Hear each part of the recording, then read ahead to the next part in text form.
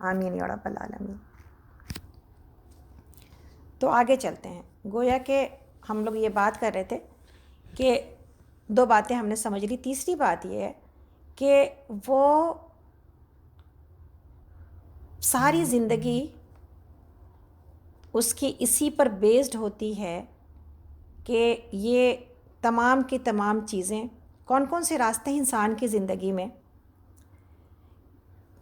چاہے تو وہ انڈیویجول ہو اس کی لائف انفرادی طور پر یا اجتماعی طور پر یا کلیکٹیولی، یعنی کسی ملک، کسی سوسائٹی اور کسی انسان کو یہ اختیار حاصل نہیں ہوتا لا الہ الا اللہ کے کلمے کے ساتھ اور کلمے کے بعد کہ اس کی پلاننگ پولیٹیکلی، سوشلی، کلچر کے اعتبار سے، اکنامی کے اعتبار سے، اس کی جوڈیشری، اس کا انٹرنیشنل بیہیویئر، جو کچھ بھی ہے دنیا کے ملکوں کے ساتھ معاملات، ہر چیز اللہ کی مرضی کے اور اللہ کے قانون کے مطابق ہی ہونا ہوگا۔ اب وہ آزاد نہیں ہے، اب وہ آزاد نہیں ہے، یہ ہے وہ مشکل ٹارگٹ، یہ ہے وہ مشکل راستہ جس کو لے کے ایک کلمہ لا الہ الا اللہ کہنے والا انسان چلتا ہے۔ آپ اور ہم اپنی زندگی کو دیکھیں، کتنے دور رہے ہم اور آپ اس فکر کے سے۔ کب ہم نے یہ جانا، کب ہم نے یہ سمجھا، کب اپنے وقت، اپنی صلاحیتیں، اپنی جان، جب جان کی بات کرتے ہیں تو پھر یہ ساری چیزیں آ جاتی ہیں نا، کب ہم نے یہ جانا کہ اس پر میرا اختیار نہیں ہے، یہ اسی طرح اس کو چلایا جائے گا، اسی طرح جو ہے وہ اس کو خرچ کیا جائے گا، انہی راستوں پر خرچ کیا جائے گا جو اللہ کو پسند ہے۔ اس کا یہ مطلب نہیں ہے کہ ہم اپنی ضرورتیں پوری نہیں کر سکتے، اس کا مطلب یہ ہے کہ اپنی ضرورتوں سے، اس دنیا کی ضرورت سے جو بڑی ضرورت ہے میری وہ آخرت ہے، اس لیے کہ دنیا کی زندگی بہت کم ہے، بہت چھوٹی ہے، تو اس بڑی ضرورت کے لیے خرچ کیا جائے گا جہاں کا وعدہ اللہ رب العالمین نے ہم سے کیا ہے۔ اور چوتھی بات اس میں یہ ہے کہ جب مرضی کی بات آتی ہے کہ اللہ کے مرضی کے مطابق زندگی گزارنا ہے، تو اس میں یہ نہیں، اس بات کی کو سب سے پہلے اور اس کے فرق کو سب سے زیادہ سمجھنے کی ضرورت ہے کہ جب مرضی کی بات آتی ہے تو اپنی جو ہم نے سوچ رکھا ہے وہ مرضی نہیں ہے، جس کو ہم سمجھتے ہیں صحیح وہ مرضی نہیں ہے، بلکہ مرضی کیا ہے؟ مرضی وہ ہے جو اللہ تعالیٰ خود بتائے۔ کہ ہم نے کچھ چیزوں کو اللہ کی مرضی سمجھ لیا ہے یا کچھ چیزوں کو دین سمجھ لیا ہے، ایسا نہیں ہوتا ہے، بلکہ دین وہی ہے جو اللہ نے ہمیں بتایا، دین وہی ہے جو نبی صلی اللہ علیہ وسلم کے ذریعے ہم تک پہنچا ہے۔ تو اپنی مرضی کے مطابق کسی چیز کو اللہ کی مرضی سمجھ لینا، یہ پھر سے اس کو اس غلطی کی طرف لے کے جاتا ہے جس میں وہ اپنا سب کچھ برباد کر لیتا ہے۔ تو مرضی کو بھی بہت تسلی کے ساتھ، توجہ کے ساتھ دیکھنا پڑتا ہے، اسی لیے علم میرے لیے اور آپ کے لیے فرض ہے، اس لیے قرآن کا تعلق میرے لیے اور آپ کے اوپر فرض ہے، اسی لیے حدیث سیکھنا میرے لیے اور آپ کے لیے فرض ہے، تاکہ ہم اللہ کی مرضی کو سمجھ پائیں۔ ایسا نہ ہو کہ بیوقوفی میں ہم کچھ اور چیزوں کو اللہ کی مرضی سمجھ کے خرچ ہو جائیں اور جب اللہ کے پاس پہنچیں تو اللہ تعالیٰ میرے تمام عمل کو دھول بنا کے اڑا دے۔ اور اس میں 5ویں بات جو کہ سب سے امپورٹنٹ بات ہے کہ یہ بات سمجھ لینا بہت ضروری ہے کہ یہ اس جنت کو دنیا کے زندگی کے آخری تک کیوں مؤخر کیا گیا ہے؟ کسی بھی فائدے کو، اس جنت کو ہمیں مرنے کے بعد ہی کیوں دیا جائے گا؟ پہلے کچھ کیوں نہیں اس کا حصہ ہمیں مل سکتا یا ملتی تو ہے ہمیں، ایسے لوگوں کو پاکیزہ زندگی ملتی ہے، ایسے لوگوں کو جو ہے سچے لوگوں کا ساتھ ملتا ہے، ایسے لوگوں کو اللہ والوں کی محبت ملتی ہے، بہت کچھ ملتا ہے، لیکن پھر بھی جنت نہیں ملتی۔ جنت تو آپ کو کہاں ملے گی؟ اس دوسری دنیا میں ملے گی۔ تو یہ بات سمجھنے کی ضرورت ہے کہ جنت محض اس اقرار کا اور صرف ایکسیپٹ کر لینے کا معاوضہ اور بدلہ نہیں ہے، اور اس کی پیمنٹ نہیں ہے کہ انسان کہتا ہے کہ میں نے اپنا جسم اور اپنا مال اور اپنی جان اللہ کے راستے میں بیچ دیا، چلیں بھائی ہم تو راضی ہو گئے، اس پر لاء پیپر کہاں ہے اور ہم سائن کرتے ہیں۔ ہم نے یہ کوئی سائن تو نہیں کیا، لیکن کلمہ لا الہ الا اللہ کے ساتھ یہ سائن ہو جاتا ہے۔ بلکہ جنت اس عمل کا، اقرار کا نہیں ہے صرف، جنت اس عمل کا معاوضہ ہے، اس عمل کا اجر ہے جو انسان یعنی جو بیچنے والا ہے وہ اپنی دنیا کی پوری زندگی میں، دنیا کی پوری زندگی اللہ کے مرضی کے مطابق گزارے، اپنا سب کچھ اللہ کے حوالے کر دے، اور اللہ جو کہے وہیں پر خرچ کرے، اور اللہ جہاں سے روکے وہیں پر رک جائے۔ تو یہ جو فروخت ہے، یہ جو بیچنا ہے، یہ مکمل ہی اس وقت ہوگی جب کہ جو بیچنے والا ہے وہ اپنی زندگی ختم کر رہا ہو۔ ابھی زندگی میں تو یہ بائع صرف ہوئی ہے، اور یہ بائع کی مدت میری پوری سانس ہے، میری پوری زندگی ہے۔ تو یہ جو بیچنے والا ہے اس نے گویا اپنی پوری جان جب دے دی ہے، تو پھر یہ جان زندگی کے آخری سانس تک تو یہ سودا چلے گا نا، کہ انسان پھر اسی لیے کہا گیا کہ مومن اس دنیا کی زندگی میں ایک قیدی کی حیثیت سے گزارتا ہے، جو کہا جاتا ہے وہی کرتا ہے، جتنا دیا جاتا ہے اسی کو استعمال کرتا ہے، اور اسی طرح زندگی گزارتا ہے جیسے ایک قیدی کی زندگی ہوتی ہے کہ اس کے پاس کوئی آزادی موجود نہیں ہوتی۔ حالانکہ قیدی سے بہتر زندگی ہے، لیکن ایک مثال دی گئی، اگر انسان مشقت پاتا ہے اس معاملے میں کہ اللہ کی مرضی کے مطابق ہی اپنا سب کچھ خرچ کرے، تو پھر یہ معاملہ اس درجے کا ہے۔ تو یہ انعام کب پاتا ہے؟ جب اپنی زندگی کی آخری سانس خرچ کر کے یہ ثابت کر دیتا ہے اللہ رب العالمین کے آگے کہ میں نے جو سودا کیا تھا اس سودے کو میں نے امانت کے ساتھ نبھایا ہے۔ تو یہ ہے وہ معاملہ جو آپ کو اور ہم کو سمجھنے کی ضرورت ہے، کہ یہ بات محض اتنی نہیں ہے کہ کلمہ لا الہ الا اللہ کہنے کے بعد پہلے تو اب تک ہم کو سمجھ میں نہیں آئی تھی بات، اب بات سمجھ میں آ گئی ہے تو ٹھیک ہے، ہم اپنا آج سے یہ سمجھ لیں کہ میرا جسم اور میرے مال جو ہے نا وہ میں نے اللہ کے راستے میں بیچ دیا ہے۔ محض یہ ایکسیپٹنس نہیں ہے، بلکہ پوری ایک زندگی کا عمل ہے کہ اس کے مطابق زندگی گزاری جائے گی۔ اللہ تعالیٰ اس کے بعد آگے کہتے ہیں، آیت نمبر 112 پر اب ہم لوگ آ رہے ہیں۔ اللہ نے کہا کہ یہ جب ہو جائے گا نا تو یہ وعدہ ہے اللہ کا اپنے بندوں سے کہ وہ جنت دے گا اس کے بدلے، اور اللہ تعالیٰ نے کہا کہ اللہ سے بڑھ کر اپنے عہد کو پورا کرنے والا کوئی اور تو نہیں ہے۔ کون ہے جو اللہ سے بڑھ کر اپنے عہد کو پورا کرے؟ تو بس خوشیاں مناؤ اپنے اس سودے پر، خوشی مناؤ کہ تم کو کلمہ لا الہ الا اللہ مل گیا ہے جو اللہ سے تم نے چکا لیا، یہی سب سے بڑی کامیابی ہے۔ اور آگے اللہ تعالیٰ فرماتے ہیں التائبون، اللہ کی طرف بار بار اب صفات بیان کی جا رہی ہیں، اب ایسے لوگوں کی کہ جب یہ ہو گیا تو اب کرنا کیا ہے دنیا میں، ہمیں کیسے زندگی گزارنی ہے۔ یہاں پر یہ جو ہے نا، یہ جو معاملہ ہو جاتا ہے، سودا جو ہو جاتا ہے اللہ رب العالمین سے کہ انسان محض یہ کہہ کر کے ہم سے اور آپ سے یہ نہیں کہا گیا کہ اب اتنا بڑا سودا ہو گیا، اب تم کبھی اس کے سودے کے خلاف نہیں جا سکتے، اور کبھی تم سے کوئی کمزوری لاحق نہیں ہوگی، کبھی تم اس جو ہے نا اس سے کوئی اوچھی حرکت نہیں کرو گے اس سودے اور اس بزنس میں۔ بلکہ الحمدللہ رب العالمین، اللہ تعالیٰ نے ہمیں پیدا کیا ہے اور اللہ تعالیٰ ہمیں جانتے ہیں، وہ کبھی بھی بندہ مومن جب اس سودے کو، اس ایگریمنٹ کو بھول جائے، جب کبھی اس ایگریمنٹ سے کہ اس غافل ہو جائے، کبھی کوئی اس کے اندر خیانت کر جائے، جو کہ کمزور ہم جتنے بنائے گئے ہیں، اس سے یہ مطلوبی ہے کہ یہ سب کچھ ہو جائے گا۔ ہم سے یہ نہیں کہا گیا کہ اب کوئی غلطی نہیں ہو سکتی تم سے، بلکہ یہ کہا گیا التائبون، پہلی صفت یہی بتائی گئی ہے کہ غلطی ہو جائے تو میری طرف پلٹ جانا، بس جب بھول جاؤ تو پھر یاد کر لینا، جب کوئی غلطی ہو جائے تو مجھ سے معافی مانگ لینا، یعنی اللہ کی طرف بار بار پلٹنے والے، یہ ہے اللہ کو سب سے زیادہ پسند۔ اور بار بار پلٹنے سے کیا ہوتا ہے؟ بار بار پلٹنے سے اپنے عہد کو پھر سے تازہ کر لیتا ہے، اور یہی بار بار کی توبہ اور یہی رہ کر اللہ کی طرف پلٹنا ہر لغزش یعنی ہر کمزوری کے بعد وفاداری کی راہ پر واپس آنے جیسا ہو جاتا ہے۔ اور یہی ایمان کو کے ثبات کا باعث بھی ہوتا ہے کہ انسان اسی وجہ سے دوبارہ اپنے ایمان کو پا لیتا ہے۔ تو یہ نہیں ہے کہ غلطی کبھی ہوگی نہیں، غلطی سے بچا جائے گا، حتی الامکان کوشش کی جائے گی، لیکن اگر جب کبھی غلطی ہو جائے نہ چاہتے ہوئے تو پھر انسان اپنے رب سے معافی مانگے۔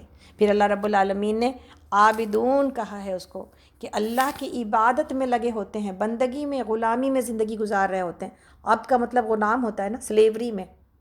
اسی طرح یہی نہیں ہے بلکہ حامدون ہے، اللہ کی حمد اور اللہ کی تعریف نکل رہی ہوتی ہے ہر وقت ان کی زبان سے۔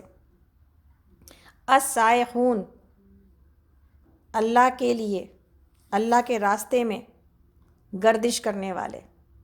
اس سے مراد محض یہ نہیں ہے کہ انسان کہیں گھومنے چلا جاتا ہے، کہیں پر کچھ دنیا میں یہاں وہاں کتنے لوگ ہوں گے، ان کی زندگی اسی میں گزر رہی ہوتی ہے کہ جی اب اس دو تین دفعہ پوری دنیا کو دیکھ لینے کے بعد بھی وہ کہتے ہیں ابھی پیسہ ہی ہے تو پھر کیا کرنا ہے، چلو گھومنے چلتے ہیں۔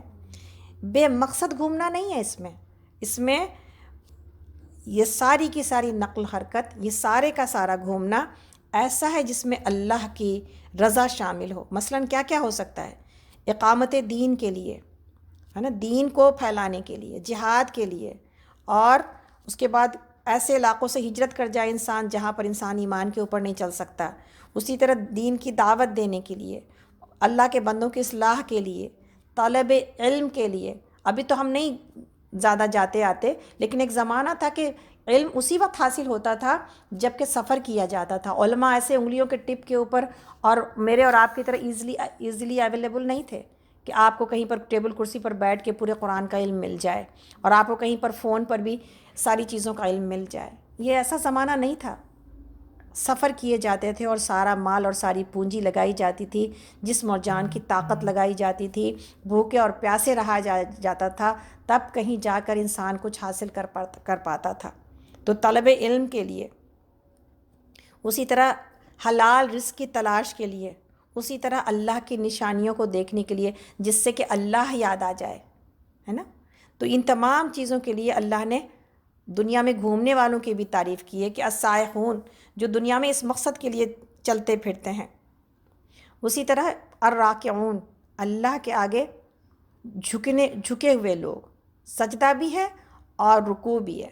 رکوع کا مطلب جب بھی سجدے سے رکوع کو الگ کیا جاتا ہے، سجدے سے مراد تو نماز ہے، اور اللہ کے آگے جھکنا سجدے میں بھی ہے اور رکوع میں بھی ہے، لیکن جب رکوع کو سجدے کو الگ اور رکوع کو الگ ذکر کیا جاتا ہے تو رکوع کا مطلب یہ ہے کہ اللہ کے آگے انسان عاجزی کے ساتھ جھکا ہوتا ہے، جو بھی اللہ کے پاس سے آئے، جو کچھ وہاں سے حکم دیا جائے، سر تسلیم خم ہے۔ ابراہیم علیہ السلام کی زندگی کو دیکھ لیجئے، نبی صلی اللہ علیہ وسلم کی زندگی کو دیکھ لیجئے، کتنی بڑی بڑی آزمائشیں ہیں، لیکن کہیں پر یہ ہے کہ یہ کیوں کہا جا رہا ہے ہم سے؟ کہیں پر یہ پوچھا گیا؟ کسی نے یہ پوچھا؟ تو ایسی ہی انبیاء کی زندگی میرے لیے ان تمام چیزوں کی تشریح ہے۔ انبیاء کی زندگی، نبی صلی اللہ علیہ وسلم کی زندگی، اور جن انبیاء کی زندگی کو قرآن نے ہمارے اوپر واضح کیا ہے، یہی جو ہے نا جھکنا اور ان کے ساری دکھائی جاتی ہے۔ میری نمازیں، میرے سجدے کرنے والے، میرے دن سجدوں سے آباد ہو، میری راتیں سجدوں سے آباد ہو۔ اسی طرح نیکی کا حکم دینے والے اور برائی سے روکنے والے، یہ تو میری جاب ہی ہے نا، یہ تو میری جاب ہی ہے خیر امت ہونے کی وجہ سے۔ تو پھر میرا کام یہی ہے کہ میری زندگی اسی مقصد میں صرف ہو جائے کہ میں اپنی جاب کو پورا کر رہی ہوں۔ اسی طرح اللہ کے حدود کی حفاظت کرنے والے، جو اللہ کی باؤنڈریز ہیں نا، اس کی پہچان کی جائے گی، شریعت کو سیکھا جائے گا، قرآن کو سیکھا جائے گا تفصیل کے ساتھ، تاکہ اللہ کی حدود کی پہچان بنے میرے لیے اور آپ کے لیے۔ ان تمام چیزوں کو، ان تمام صفات کو، کیریکٹرسٹکس کو اپنے سامنے رکھیے، اور اس کے بعد ہم اور آپ دیکھیں کہ ہم کہاں پر کتنی کمی کر رہے ہیں۔ اور یہ جو آیت ہے، آیت نمبر 111 اور 112، یہ میرے لیے ایک چیلنج ہے، میرے لیے ایک چیلنج ہے، میرے لیے ایک ریفریشمنٹ ہے کہ ایگریمنٹ کر کے تو میں بھول گئی تھی۔ شکر ہے الحمدللہ کہ اللہ نے مجھے یہ یاد دلا دیا کہ میرے کرنے کا کام کیا ہے، میں نے کس چیز کے اوپر، کس ایگریمنٹ کے اوپر سائن کیا تھا، کلمہ لا الہ الا اللہ کے ساتھ، کہ کلمہ لا الہ الا اللہ مومن کو فل سرنڈر سکھاتا ہے، کہ انسان اپنے آپ کو اللہ کے آگے سرنڈر کر دیتا ہے کہ اب جو اللہ کی مرضی ہے وہی میری مرضی ہے۔ تو اس آیت کو اپنے لیے ایک سبق کے طور پر لیتے ہیں، اور انشاءاللہ تعالیٰ اپنے لیے سبق لکھتے ہیں کہ اس آیت کے تمام جو اللہ نے صفات بتائی ہے اس میں کہاں کھڑی ہوں، ہے نا۔ اس کے بعد اللہ تعالیٰ فرماتے ہیں، ہم لوگ اس وقت آیت نمبر 113 پر ہیں، نبی کو اور ان لوگوں کو جو ایمان لائے ہیں یہ زیبا نہیں دیتا، یعنی سوٹ نہیں کرتا کہ مشرکوں کے لیے مغفرت کی دعا کریں، چاہے وہ ان کے رشتہ دار ہی کیوں نہ ہوں، جبکہ ان پر یہ بات کھل چکی ہے کہ وہ جہنم کے مستحق ہیں۔ ابراہیم علیہ السلام نے اپنے باپ کے لیے جو دعائے مغفرت کی تھی وہ تو اس وعدے کی وجہ سے تھی جو اس نے اپنے باپ سے کیا تھا، مگر جب اس پر یہ بات کھل گئی کہ اس کا باپ اللہ کا دشمن ہے تو وہ اس سے بیزار ہو گیا۔ حق یہ ہے کہ ابراہیم بڑا رقیق القلب اور خدا ترس اور بردبار آدمی تھا۔ اللہ کا یہ طریقہ نہیں ہے کہ لوگوں کو ہدایت دینے کے بعد پھر گمراہی میں مبتلا کرے جب تک کہ انہیں صاف صاف بتا نہ دے کہ انہیں کن چیزوں سے بچنا چاہیے۔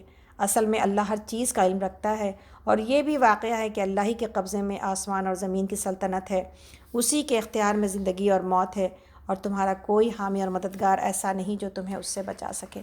اب اللہ رب العالمین اپنے تمام وہ جو سپیریٹی ہے ہمارے اوپر اس کے بارے میں بات ہو رہی ہے۔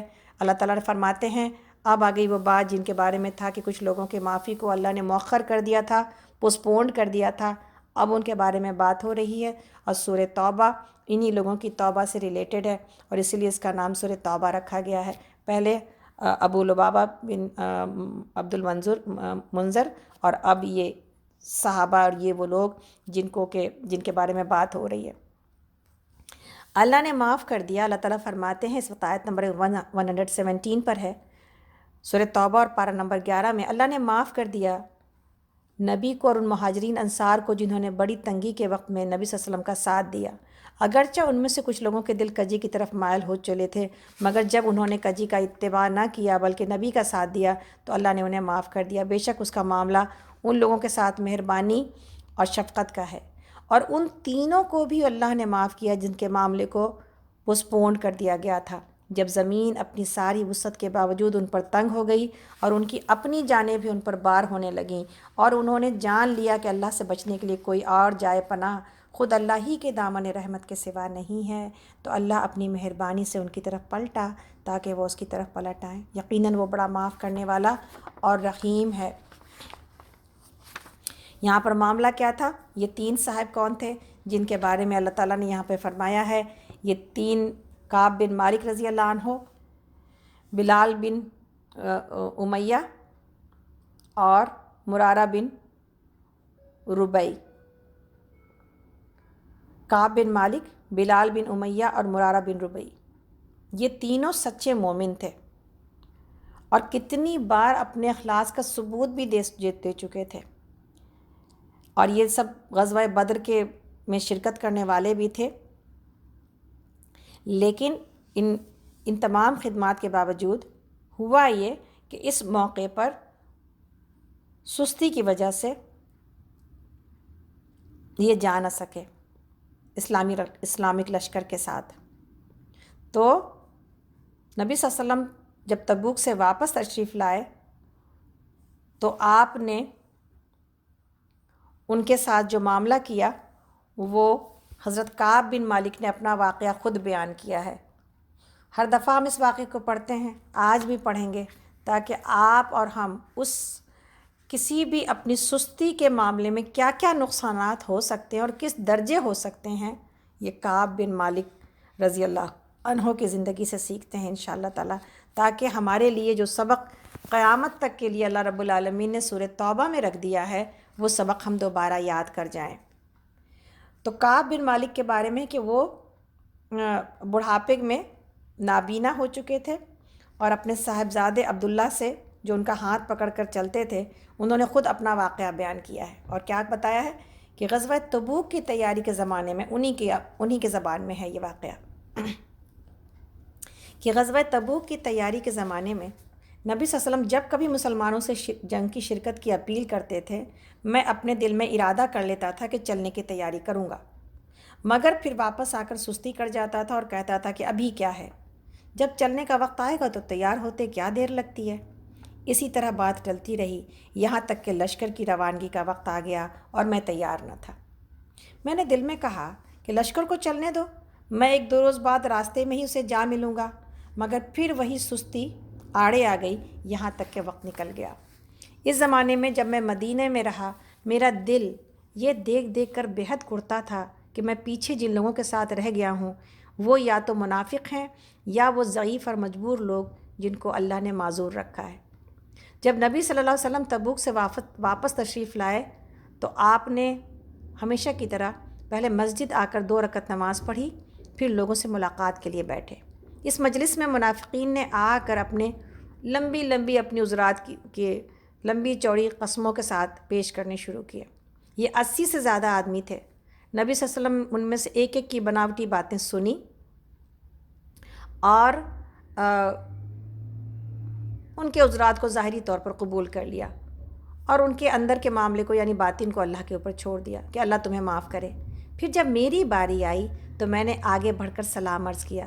آپ میری طرف دیکھ کر مسکرایا، فرمایا کہ آپ تشریف لائیے، آپ کو کس چیز نے روکا تھا؟ میں نے عرض کیا، اللہ کی قسم اگر میں دنیا والوں میں سے کسی کے سامنے حاضر ہوا ہوتا تو ضرور کوئی نہ کوئی بات بنا کر اس کو راضی کرنے کی کوشش کر لیتا۔ باتیں بنانی تو مجھے بھی آتی ہیں، مگر آپ کے متعلق میں یقین رکھتا ہوں کہ اگر میں اس وقت کوئی جھوٹا عذر پیش کر کے میں نے آپ کو راضی کر بھی لیا تو اللہ ضرور آپ کو مجھ سے پھر ناراض کر دے گا، اس لیے کہ اللہ کو تو ساری باتیں معلوم ہیں۔ البتہ اگر میں سچ کہوں تو چاہے آپ ناراض ہی کیوں نہ ہوں، مجھے امید ہے کہ اللہ میرے لیے معافی کی کوئی صورت پیدا کر دے گا۔ اصل بات یہ کہ میرے پاس کوئی عذر اور کوئی ایکسکیوز نہیں ہے کہ جسے پیش کر سکوں۔ میں جانے پر پوری طرح قادر تھا۔ اس پر نبی صلی اللہ علیہ وسلم نے فرمایا کہ یہ شخص ہے جس نے سچی بات کہی، اور پھر آپ نے کہا اچھا اٹھ جاؤ اور انتظار کرو یہاں تک کہ اللہ تمہارے معاملے میں کوئی فیصلہ کرے۔ میں اٹھا اور اپنے قبیلے کے لوگوں میں جا بیٹھا۔ یہاں سب کے سب میرے پیچھے پڑ گئے اور مجھے بہت ملامت کی کہ تو نے کوئی عذر کیوں نہ کر دیا۔ یہ باتیں سن کر میرا نفس بھی کچھ آمادہ ہونے لگا کہ پھر حاضر ہو کر کوئی بات بنا دوں، مگر جب مجھے معلوم ہوا کہ 2 اور صالح آدمی یعنی مرارہ بن ربیع اور ہلال بن امیہ نے بھی وہی بات کی ہے، میرے خیال میں یہ ہلال ہی ہے بلال کے بجائے، نے بھی وہی سچی بات کہی ہے جو میں نے کہی تھی، تو مجھے تسکین ہو گئی، میں اپنی سچائی پر جما رہا۔ دیکھیں کسی کو نیکی پر جمانے کے لیے لوگوں کا ایک سے زیادہ اور زیادہ سے زیادہ ہونا کتنا ضروری ہوتا ہے۔ جب آپ کو اپنے تنہا ہونے کا احساس ہوتا ہے تو آپ کمزور ہونے لگتے ہیں۔ اسی لیے اگر ہم دین کا کام نہیں کر سکتے، خود اتنی صلاحیت نہیں ہے، کم سے کم سپورٹیو تو بنے ایسے لوگوں کے لیے، ایسے گروپس کے لیے جو کہ دین کا کام کر رہے ہیں۔ تو انسان کو ضرور اپنی سپورٹ، اور ہم کو بہت خوشی ہے کہ جب ہم نے ویب سائٹ کی بات کی تو ماشاءاللہ میرے لیے کئی ایک لوگوں نے اپنے آفرز کیے ہیں کہ وہ ویب سائٹ بنا کے دے سکتے ہیں، اور ہمیں اس بات کی بہت خوشی ہے کہ الحمدللہ اللہ نے اتنے بہترین ساتھی ہمیں دیے ہیں جو کہ اس معاملے میں اور میری مشکل کے معاملے میں میرے مددگار ہیں۔ اللہ تعالیٰ ان تمام کی نیتوں کو قبول کرے۔ یہ تو نہیں ہے نا، آفر تو بہت ساری جگہوں سے آئی ہے، لیکن ہو سکتا ہے ایک ہی کو موقع ملے بنانے کا، اور ہم تو یہی دعا کریں یا اللہ جس میں خیر ہے جو بہتر ہے وہی فیصلہ کروا دے۔ ہم کسی کا دل بھی نہیں توڑنا چاہتے، لیکن یہ بھی چاہتے ہیں کہ کوئی اچھی چیز سامنے آ جائے تاکہ اس کے بعد ہمیں کوئی مشکل کا سامنا نہ ہو۔ تو نیت کا اجر تو سب کو مل جائے گا۔ ہاں ہو سکتا ہے بنانے کا موقع کسی ایک سے اللہ تعالیٰ کام لے لیں یا کسی اور 2 کو ملا کے کام لے لیں، تو یہ کتنی بڑی بات ہے کہ جب آپ سپورٹیو بنتے ہیں تو انسان آپ کتنے بڑے اللہ کے دین کے مددگار بن جاتے ہیں۔ یہیں پر کعب بن مالک کے ہی معاملے میں دیکھ لیجئے کہ جب 2 لوگوں کا ان کو پتہ چلا کہ 2 اور لوگوں نے بھی سچ بولا ہے تو پھر آپ سچ پہ جم گئے۔ اس کے بعد کیا ہوا ان کے ساتھ، وہ بہت سننے کا معاملہ ہے کہ اللہ تعالیٰ نے کیسے ان تینوں کو آزمایا۔ اس کے بعد نبی صلی اللہ علیہ وسلم نے عام حکم دے دیا کہ ہم تینوں آدمیوں سے کوئی بات نہ کریں۔ وہ دونوں تو گھر بیٹھ گئے، مگر میں نکلتا تھا، جماعت کے ساتھ نماز پڑھتا تھا، بازاروں میں چلتا پھرتا تھا، اور کوئی مجھ سے بات نہ کرتا تھا۔ ایسا معلوم ہوتا تھا کہ یہ سرزمین بالکل ہی بدل گئی، میں یہاں اجنبی ہوں اور اس بستی میں کوئی بھی میرا واقف کار نہیں ہے۔ مسجد میں نماز کے لیے جاتا تو حسب معمول نبی صلی اللہ علیہ وسلم کو سلام کرتا تھا، مگر بس انتظار ہی کرتا رہ جاتا تھا کہ جواب کے لیے آپ کے ہونٹ جنبش کریں۔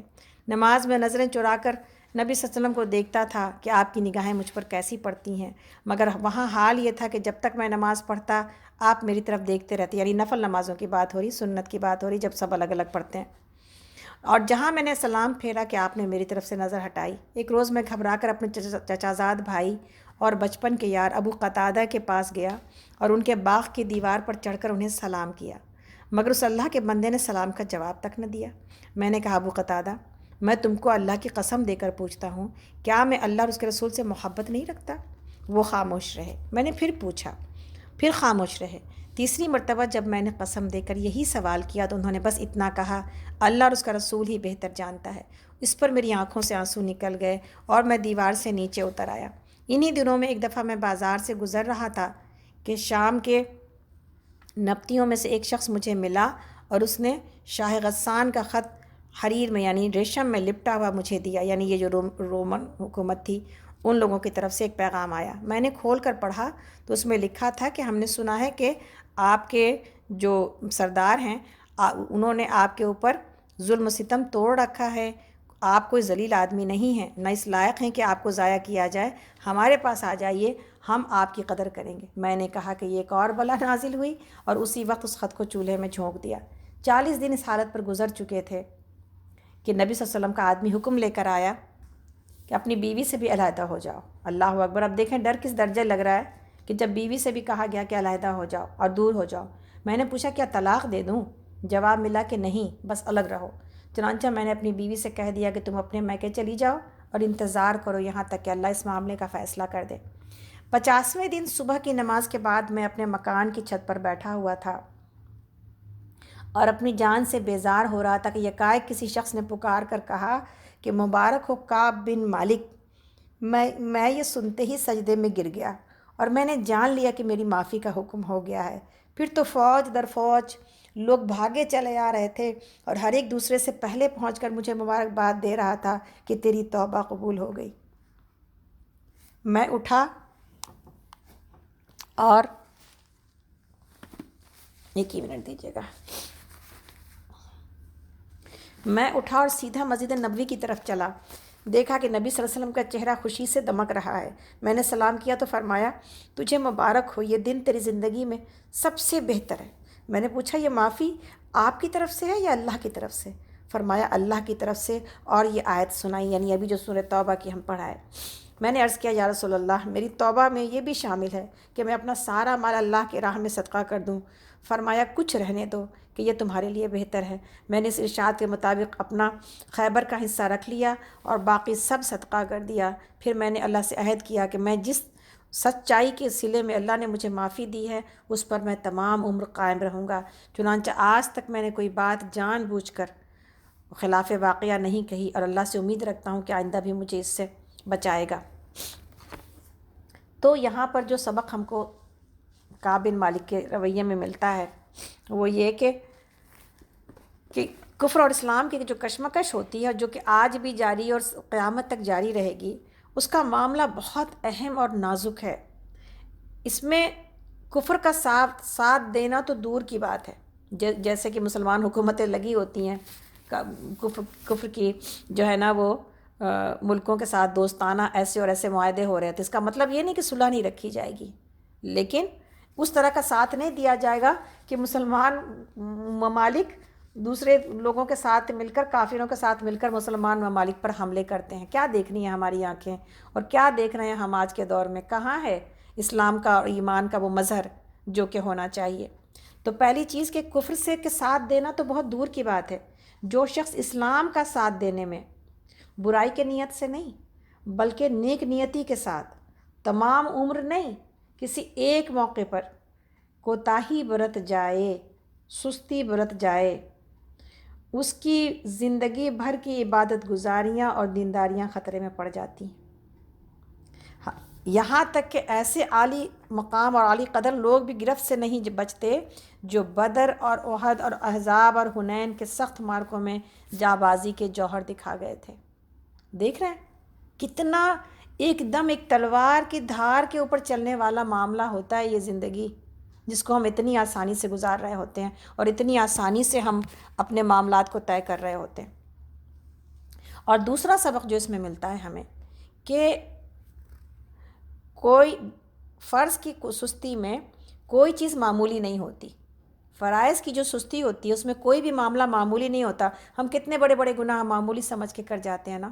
کوئی معاملہ معمولی نہیں ہوتا، بلکہ بعض اوقات صرف سستی ہی آدمی کو کسی ایسے گناہ کی طرف لے کے چلی جاتی ہے جس کا شمار بڑے بڑے گناہوں میں ہوتا ہے. اس وقت یہ بات اسے اللہ کی پکڑ سے نہیں بچا سکتی کہ اس کی نیت ٹھیک تھی.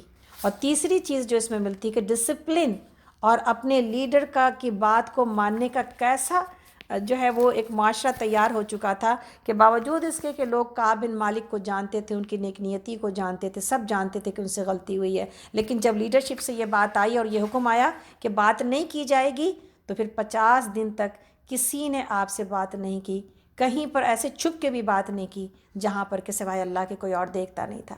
تو آپ یہ دیکھیں کہ یہ تھا وہ لشکر جو کہ جس کی تربیت نبی صلی اللہ علیہ وسلم نے کی کہ جب کسی چیز کو کہا جائے گا کرو تو کیا جائے گا، اور جب کسی چیز سے روکا جائے گا تو رکا جائے گا.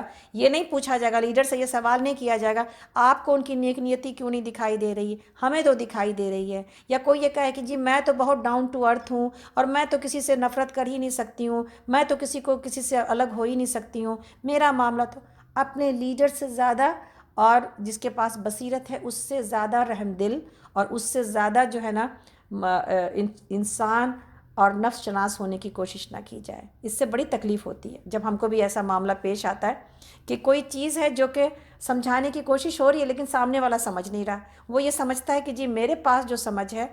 حالانکہ یہ بات نہیں کہ انسان کسی کو مشورے نہیں دے سکتا یا کسی اور کی بات قبول نہیں کی جا سکتی، لیکن بعض اوقات انسانوں کے پاس اتنی بصیرت نہیں ہوتی یا وہ فہم نہیں ہوتا یا وہ ان تمام چیزوں سے گزرا نہیں ہوتا، تو تجربات کی کمی کی وجہ سے بھی لوگوں کی پہچان نہیں ہوتی. تو پھر انسان کو نیک نیتی کے ساتھ اور جو ہے وہ اعتماد کے ساتھ کسی بڑے کی بات کو مان لینا چاہیے، کسی ایسے کی بات کو مان لینا چاہیے کہ جس کو اللہ نے بصیرت دے رکھی ہے. تو آگے چلتے ہیں. اللہ تعالیٰ فرماتے ہیں، ہم لوگ سورۃ توبہ آج مکمل کریں گے، ہمارے پاس کم ہی بچ گیا ہے انشاءاللہ. اللہ تعالیٰ فرماتے ہیں، ہم لوگ اس وقت آیت نمبر 119 پر ہیں. اے لوگو جو ایمان لائے ہو اللہ سے ڈرو اور سچے لوگوں کا ساتھ دو. آگئی نا پھر یہی آیت کہ ساتھ دینا ہے سچے لوگوں کا. مدینے کے باشندوں اور گرد و نواح کے بدویوں کو یہ ہرگز زیبا نہ تھا کہ اللہ کے رسول کو چھوڑ کر گھر بیٹھ رہتے اور اس کی طرف سے بے پرواہ ہو کر اپنے اپنے نفس کی فکر میں لگ جاتے. اس لیے کہ ایسا کبھی نہ ہوگا کہ اللہ کی راہ میں بھوک پیاس اور جسمانی مشقت کی کوئی تکلیف وہ جھیلیں. اللہ کے راستے میں کیا کیا چیزیں آ سکتی ہیں الحمدللہ ہمارے پاس نہیں ہے، لیکن بہت سارے لوگ مسلمان ممالک میں جہاں پر ظلم اور زیادتی ہو رہی ہے مسلمانوں کے ساتھ، یہ چیزیں موجود ہیں نا. اللہ کی کیسی خوشخبری ہے ایسے لوگوں کے لیے، آپ سنیے گا کہ اللہ تعالیٰ نے کہا کہ ایسا کبھی نہ ہوگا کہ اللہ کی راہ میں بھوک پیاس اور جسمانی مشقت کی کوئی تکلیف وہ جھیلیں، اور منکرین حق کو جو راستہ ناگوار ہے اس پر کوئی قدم وہ اٹھائیں، اور کسی دشمن سے کوئی انتقام وہ لیں اور اس کے بدلے ان کے حق میں ایک عمل صالح نہ لکھا جائے. یقیناً اللہ کے ہاں محسنوں کا حق الخدمت مارا نہیں جاتا. اسی طرح یہ بھی کبھی نہ ہوگا کہ اللہ کے راہ میں تھوڑا یا بہت کوئی خرچ وہ اٹھائیں اور جہاد کی کوشش میں کوئی وادی وہ پار کریں اور ان کے حق میں اسے لکھ نہ لیا جائے تاکہ اللہ ان کے اچھے کارنامے کا صلہ انہیں عطا کرے.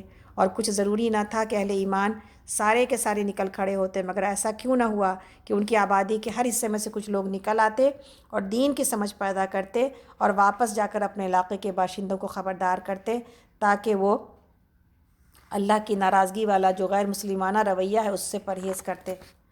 تو یہاں پر ہمیں اور آپ کو بتایا گیا کہ انسان کو دین کی سمجھ حاصل کرنی چاہیے اور ہر ایک انسان کے اوپر دین فرض ہے اس حد تک کہ وہ بیسکس کو پہچانتا ہو. جہاں رہی گہرائی تو اللہ رب العالمین نے کہا کہ ایک گروپ علماء کا ضرور ہو جو کہ لوگوں کو دین کی طرف بلاتا رہے. اس لیے سوسائٹی کو، لوگوں کو، امت کو علماء بھی پروڈیوس کرنا چاہیے. صرف یہی نہیں ہے کہ ہم ڈاکٹر پروڈیوس کر رہے ہیں، میرا بیٹا ڈاکٹر بن رہا ہے، کسی کا بیٹا انجینئر بن رہا ہے، کسی کا بیٹا کچھ بن رہا ہے. ایسے بھی لوگ ہونے چاہیے جو اپنے بچوں کو علم کی زیادہ سمجھ بوجھ کے لیے جو ہے وہ اور ان کی گہرائی اور قرآن کی گہرائی جاننے کے لیے بھی جو ہے وہ اللہ کے راستے میں دے تاکہ یہ علماء ہماری مسلمانوں کی سوسائٹی کو، مسلمانوں کو دین کی سمجھ بوجھ عطا کریں، تاکہ سارے لوگ اس غلط رویے سے بچ جائیں اور یہ سمجھیں کہ دین، اصل دین کیا ہے اور صحیح راستہ کون سا ہے۔ تو گائیڈ کرنا تو علماء کا کام ہوتا ہے۔ اسی لیے جب اگر یہ لیڈرز پیدا نہیں کیے جاتے تو پھر دین کو خرابی سے یا مسلمانوں کو خرابی سے بچانا بہت مشکل ہو جاتا ہے۔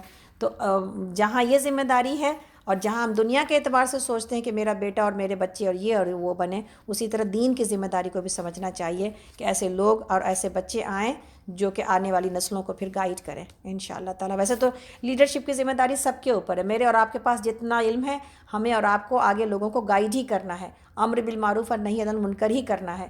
لیکن علماء اور اس کے بعد ایسے لوگ اور زیادہ علم کے ساتھ اور گہرے علم کے ساتھ آنا چاہیے تاکہ وہ لوگوں کو اور زیادہ سمجھ بوجھ دے سکیں انشاءاللہ تعالیٰ۔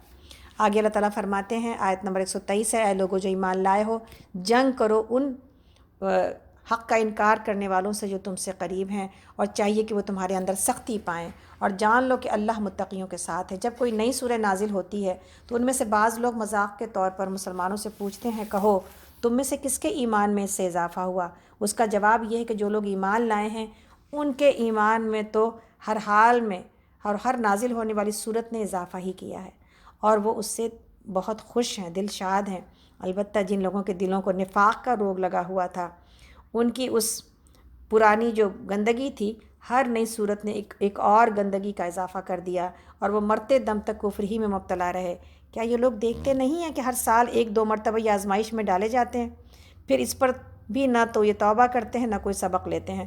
اس زمانے کے لوگوں کی آزمائش کیا تھی کہ ان کو کہیں نہ کہیں پر ایسا آ جاتا ہے جس سے کہ ان کے ایمان کا اور ان کے جھوٹے ہونے کا اور نفاق کا کوئی راز جو ہے وہ افشاں ہو ہی جاتا ہے، اور ان کے اندر کی بات پوری لوگوں کو دکھائی دینے لگ جاتی ہے۔ اور ہمارے لیے کیا ہے؟ ہمارے لیے یہ ہے کہ زندگی میں کبھی کہیں نہ کہیں پھر ایسے معاملات آتے ہیں، 24 گھنٹے میں ایسے معاملات آ جاتے ہیں کہ آپ کو اپنے ایمان کی حقیقت پتہ چل جاتی ہے کہ آپ کا ایمان کتنا سچا ہے اور آپ کی اطاعت کتنی سچی ہے۔ تو یہ سب اللہ تعالیٰ میرے سامنے اور آپ کے سامنے آئینے لاتے ہی رہتے ہیں تاکہ آپ اور ہم اپنے چہروں کو دیکھ لیں۔ دنیا کا آئینہ دیکھ کے تو ہم گھبرا جاتے ہیں کہ ہائی یہ بھی ہو گیا، وہ بھی ہو گیا، اب بال بھی سفید ہو گئے، اب چہرہ بھی ایسا ہو گیا، اب آنکھیں بھی ایسی ہو گئیں۔ بڑی عمر کو جاتے ہوئے ہم اپنی خرابیاں دیکھ رہے ہوتے ہیں۔ کب ہم نے ایمان کے آئینے میں ایمان کی خرابی دیکھی ہے؟ کب ہم نے یہ جانا ہے کہ میرا ایمان کہاں کہاں سے خراب ہو گیا؟ تو یہ قرآن کو پڑھنے کا فائدہ کیا ہوتا ہے؟ قرآن کو پڑھنے کا فائدہ یہی ہوتا ہے کہ یہ آئینہ میرے سامنے آتا ہے کہ جس میں ہمیں اپنی خرابیاں دکھائی دینے لگتی ہیں، دوسروں کی نہیں، اپنی خرابی۔ اس لیے کہ دوسروں کی خرابی سے میرا کوئی نقصان نہیں ہونا ہے، لیکن اگر میری توجہ صرف دوسروں کی خرابیوں پر رہی تو پھر اپنی خرابی وہ کبھی دکھائی نہیں دے گی، اور اصلاح کی کبھی توفیق نہیں مل سکے گی۔ تو اللہ سے دعا کرتے ہیں کہ اللہ تعالیٰ ہم سب کو اپنی خرابیاں دیکھنے والی آنکھیں عطا کرے۔ اللہ تعالیٰ فرماتے ہیں آگے، ہم لوگ اس وقت آیت نمبر 127 پر ہیں، جب کوئی سورہ نازل ہوتی ہے تو یہ لوگ آنکھوں ہی آنکھوں میں ایک دوسرے سے باتیں کرتے ہیں کہ کہیں کوئی تم کو دیکھ تو نہیں رہا ہے، پھر چپکے سے نکل جاتے ہیں۔ اللہ نے ان کے دل پھیر دیے ہیں کیونکہ یہ ناسمجھ لوگ ہیں۔ اللہ تعالیٰ کہتے ہیں آیت نمبر 128 میں، دیکھو تم لوگوں کے پاس ایک رسول آیا ہے جو خود تم ہی میں سے ہے، تمہارا نقصان میں پڑنا اس پر شاق ہے، تمہاری فلاح کا وہ حریص ہے، ایمان لانے والوں کے لیے وہ شفیق اور رحیم ہے۔ اب اگر یہ تم سے منہ پھیرتے ہیں تو اے نبی صلی اللہ علیہ وسلم ان سے کہہ دیجئے کہ میرے لیے اللہ بس کافی ہے، کوئی معبود نہیں مگر وہ، اسی پر میں نے بھروسہ کیا اور وہ مالک ہے عرش عظیم کا۔ حسبی اللہ لا الہ الا ہو علیہ توکلت وہو رب العرش العظیم۔ صبح کے اذکار میں 7 بار پڑھنے کے لیے کہا گیا، شام کے اذکار میں 7 بار پڑھنے کے لیے کہا گیا، اور جب انسان اللہ کو اپنے لیے کافی مان لے تو پھر دنیا کی کون سی کوئی تکلیف، کوئی رکاوٹ، کوئی بات آپ کو اس کے بعد آپ کے راستے سے روکتی ہے۔ اور یہاں پر اللہ رب العالمین نے یہ بھی بتا دیا کہ نبی تمہارے اپنے اندر میں سے ہی آیا ہے، یعنی تم لوگوں کے اندر سے ایک رسول پیدا کیا گیا ہے اور بنایا گیا ہے، اور اس کو بعثت ملی ہے۔ تو ایسا نہ ہو کہ اپنے اندر سے جو اللہ کی نعمت ملی ہے تم اسی کا انکار کرنے لگ جاؤ۔ اس بات کو رحمت سمجھنا چاہیے کہ اللہ رب العالمین نے ہم ہی میں سے ایک ہمارے لیے ہمارے راستہ دکھانے والا ایک جو ہے وہ رہنمائی کرنے والا پیدا کر دیا ہے، الحمدللہ رب العالمین۔ تو یہ اللہ کی رحمت ہوتی ہے جس کو انسان مصیبت بنا لیتا ہے اپنے لیے۔ اللہ سے دعا ہے کہ اللہ تعالیٰ ہماری اس سورۃ توبہ کے پڑھنے کو قبول کرے۔ جو چیزیں ہم نے آج پڑھی ہیں ماشاءاللہ، ان تمام چیزوں کے اوپر ہمیں دوبارہ سے آپ سب لوگ سورۃ توبہ کی تفسیر اس طرح تو نہیں، مشکل ہے شاید کہ پوری تفسیر پڑھی جائے، سورۃ توبہ کے ترجمے سے گزریے گا، تاکہ جو آج ہم نے تفصیل سے اس کو سیکھا اور جانا ہے، انشاءاللہ آگے یہ ہمارے ساتھ اسی طرح چلے۔ پیچھے کی کل کی بھی کلاس اور آج کی بھی کلاس انشاءاللہ تعالیٰ سورۃ توبہ کو بہت اچھی طرح سیکھنے میں ہماری مدد کرے گی، اور اپنے لیے آج آیت نمبر 111 اور 112 اپنے لیے سبق کے لیے رکھتے ہیں کہ ہم ان چیزوں میں کہاں کھڑے ہیں، اور اپنے زندگی کو دیکھتے ہیں کہ کب ہم نے یہ جانا کہ میری جان اور میرا مال اللہ رب العالمین کا ہے، کہ اپنی تمام کمی کوتاہیوں کے ساتھ آئیں، آج دوبارہ توبہ کرتے ہیں ہم سب اللہ رب العالمین کے آگے، جیسا کہ سورۃ توبہ سے گزرے ہیں۔ اللہ ہم سب کو معاف کر کے ہمیں وہ اصل حقیقت سمجھنے دے کہ کلمہ لا الہ الا اللہ کے بعد ذمہ داری کیا ہے، اور اللہ کرے کہ ہم اپنی زندگی کو اسی طرح اب لے کے چلیں کہ یہ میری جان اور میرا مال اللہ رب العالمین کا ہے، یہ اسی کے پسند کے راستوں میں انشاءاللہ خرچ ہوگا۔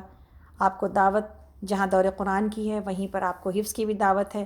یہ پلیٹ فارم آپ کو ہر طرح کی چیز دینے کی کوشش کر رہا ہے، تاکہ ہمارا زیادہ سے زیادہ وقت اللہ کے پسند کے کاموں میں خرچ ہو۔ ایسا نہ ہو کہ ہم محض اب کرونا وائرس کا جو اس وقت جو ہنگامہ ہے، اس میں سارا کا سارا وقت ہم اسی نیوز پڑھنا خرچ کر دیں کہ کہاں پر کیا ہو رہا ہے۔ ایک حد تک جانکاری تو ضروری ہے، تاکہ ہم دعا بھی کریں، تاکہ ہم ان حالات سے واقف بھی رہیں، تاکہ ہم اپنے لیے بھی فکر کریں کہ اللہ نہ کرے کہ کوئی یہ معاملہ اگر اس تیزی کا ہے تو میرا معاملہ اس وقت کیسا ہے، کیا میں اللہ کے پاس اگر کوئی اچانک کوئی بات آ گئی نعوذ باللہ تو پھر کیا میں جانے کو تیار ہوں، میرے سارے معاملات سمیٹے ہوئے ہیں۔ تو اصل معاملہ یہ ہے کہ انسان اس سے عبرت یہ پکڑے کہ اپنے معاملات کو سمیٹے، لیکن یہ نہ ہو کہ پھر اللہ کے پسند کے کاموں کو چھوڑ کر محض دنیا ہی کی باتوں میں اپنا سارا وقت ضائع کر دے۔ اللہ تعالیٰ ہمیں دنیا میں ضائع ہونے سے بچائے، آمین یا رب العالمین۔ اور اللہ کرے کہ ہم اپنا وقت، اپنی سانسیں، اپنی انرجی، اپنی صلاحیتیں آخرت میں کے لیے جو ہے وہ جمع کر جائیں انشاءاللہ تعالیٰ، آمین یا رب العالمین۔ اس دعا کے ساتھ کہ اللہ تعالیٰ ہم سب کو ایسی بہترین توبہ نصیب کرے کہ ہمارے سارے پچھلے گناہ ہم اپنے آنسوؤں سے دھو لیں۔ اللہ کرے ہمیں اپنے گناہوں پر اللہ تعالیٰ ہمیں رونے والا بنا دے۔ اللہ کرے کہ ہم کعب بن مالک اور آیت نمبر 111 اور آیت نمبر 112 کے ان تمام سبق اور نصیحتوں سے کچھ حاصل کر جائیں۔ اللہ کرے کہ ہم تبدیل ہو جائیں۔ اللہ کرے کہ یہ دور قرآن میری زندگی کا ایک ایسا موڑ ثابت ہو کہ جہاں پر سے میں نے یو ٹرن لے لیا۔ اللہ کرے کہ ہم اس راستے کی طرف یو ٹرن لیں جو اللہ کی طرف لے جانے والا اور اللہ کی جنت تک پہنچانے والا ہے، آمین یا رب العالمین۔ اس دعا کے ساتھ کہ اللہ رب العالمین تمام ڈاکٹرز کے لیے جو اس وقت اس بیماری سے لڑ رہے ہیں، تمام نرسز کے لیے جو اس وقت اپنے جان کے اوپر کھیل کر کے تمام جو ہے وہ بیماروں کی خدمت کر رہی ہیں، تمام ان لوگوں کے لیے کہ جو کہ اس وقت بیماری میں مبتلا ہیں، اللہ تعالیٰ ہم سب کے لیے آپ سے طلب کرتے ہیں ایسی شفا، یا اللہ اب اس بیماری سے شفا کا حکم عطا کر دیجئے۔ اے اللہ اب اس بیماری کا علاج اس انسانیت کو دے دیجئے۔ اے اللہ بہت لوگ کام آ گئے اس میں، اے اللہ بہتوں نے بڑی محنت کی ہے، اے اللہ ہماری دعاؤں کو اور ہمارے آنسوؤں کو اس میں قبول کر لیجئے یا اللہ۔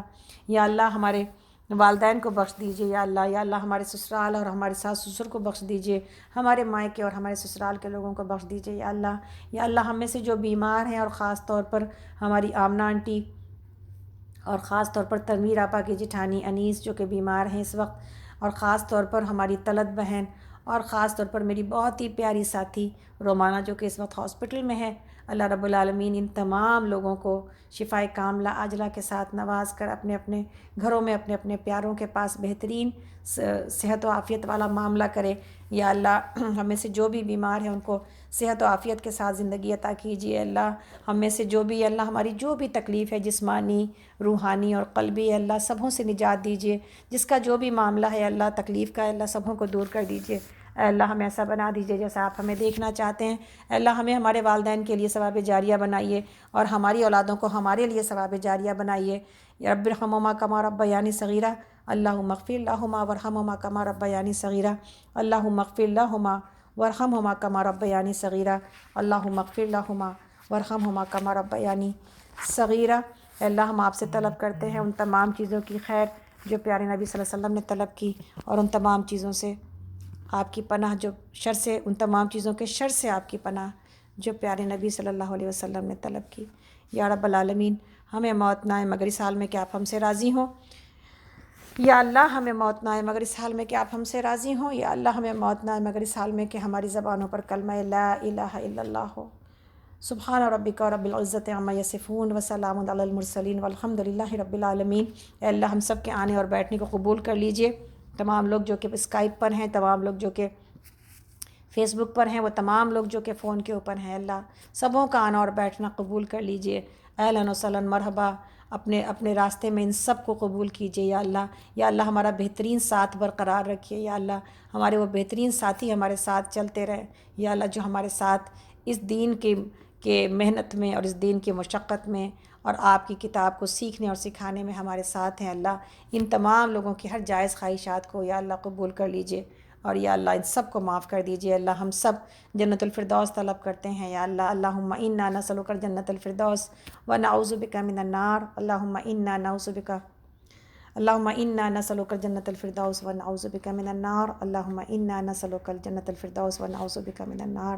آمین یا رب العالمین۔ ربی اجعلنی مقیم الصلاۃ ومن ذریتی ربنا وتقبل دعا، ربنا اغفر لی ولوالدی وللمؤمنین یوم یقوم الحساب، ربنا هب لنا من ازواجنا وذریاتنا قرۃ اعین واجعلنا للمتقین اماما۔